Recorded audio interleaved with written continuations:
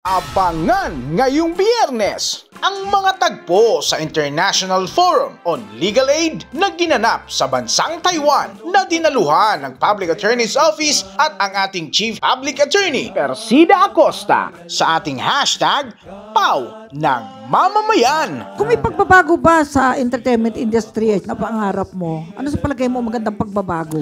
Ang gusto ko po, Walang iba kundi si Miss Pokwang. Kaya tumutok lang po tayo. At syempre, ang iba't ibang mga kaganapan sa ating himpilan. Acknowledge the presence of its officials led by our good friend, PAW Chief Persida Acosta. First of all, I'd like to welcome the PAW Chief Persida Acosta. Ma'am, welcome to your Senate. It's good to see you and the family, the whole PAW family. Siksik-liglig na kaalaman at inspirasyon sa ating iba't ibang segments. May mga katanungan tungkol sa ating mga batas?